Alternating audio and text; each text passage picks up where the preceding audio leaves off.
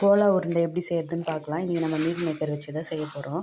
சுடு தண்ணி நல்லா சுட வச்சுட்டு தேவையான அளவு மீல் மேக்கரை அதில் போட்டு நல்லா அமுத்தி விட்டுட்டு ஒரு அரை மணி நேரம் நல்லா ஊற வச்சுருங்க. நல்லா ஊறினா தான் சாஃப்டாக வரும். அதுக்கப்புறம் அந்த சுடு தண்ணியை வடிகட்டிட்டு திருப்பியும் பச்சை தண்ணியில் ஒரு வாட்டி அலசிட்டு தண்ணி இல்லாமல் கொஞ்சம் கொஞ்சமாக நல்லா பிழிஞ்சு எடுத்துங்க. தண்ணி இருந்தால் எண்ணெயில் போட்டு பொரிக்கும் போது நிறைய எண்ணெய் குடிக்கும். நல்லா பிழிஞ்சு எடுத்து வச்சுட்டு மிக்ஸி ஜாரில் மாற்றிங்க. அதுக்கு வந்து 3 பச்சை மிளகாய், இது காரமாக இருக்கும். 3 பச்சை மிளகாய், கொஞ்சம் சீரகம், கொஞ்சம் கொத்தமல்லியும் போட்டுங்க.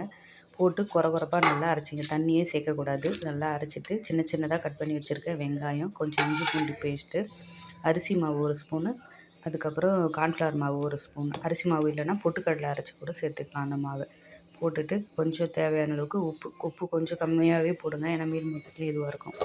போட்டு எல்லாத்தையும் நல்லா பிசையணும். தண்ணியே சேர்க்கக்கூடாது. மீல் மேக்கரில் இருக்க ஈரத்துலேயே இந்த மாவு எல்லாமே ஒட்டிக்கும். நல்லா பிசைஞ்சு எல்லா இடத்துலையும் மாவு போடுற மாதிரி பிசைஞ்சு எடுத்து வச்சுட்டு தேவையான ஷேப்பில் உருட்டி வச்சுங்க. நான் இன்றைக்கி உருண்டையாக உடிச்சு வச்சுருக்கேன். எண்ணெய் காய வச்சுருங்க. எண்ணெய் நல்லா காஞ்சதுக்கப்புறம் சிம்மில் வச்சுட்டு அதுக்கப்புறம் ஒரு உருண்டையாக போட்டு பொரிக்கணும். எண்ணெய் காஞ்சதும் போட்டோன்னா மேலே மட்டும் ப்ரௌன் ஆகிடும், உள்ளே வந்து வேகாது. அதனால் சிம்மில் வச்சுட்டு போட்டு பொரித்து எடுங்க. போட்ட உடனே திருப்பாதீங்க, உடஞ்சிரும். பொறுமையாக வச்சு திருப்பி விட்டு நல்லா திருப்பி வேக வச்சு எடுத்து சர்வ் பண்ணால் கோலா உருண்டை ரெடி ஆகிடும். பாக்கெட்டு சிமெண்ட்டில் தான் கோலா உருண்டை செய்வாங்களா, நம்மளும் செய்யலாமே.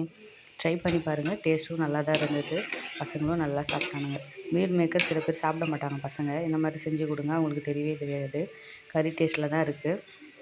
இப்போ வெந்துருச்சு. நல்லா கலர் மாறினதுக்கப்புறம் எடுத்துகிட்டு பார்க்கலாம். இந்த மாதிரி இருக்குது பாருங்கள். மேலே நல்லா மொறுன்னு இருக்குது, உள்ளே நல்லா சாஃப்டாக இருக்குது. கோலா உருண்டை ரெடி. பிடிச்சிருந்தா லைக் பண்ணுங்கள், மறக்காமல் சப்ஸ்கிரைப் பண்ணுங்கள்.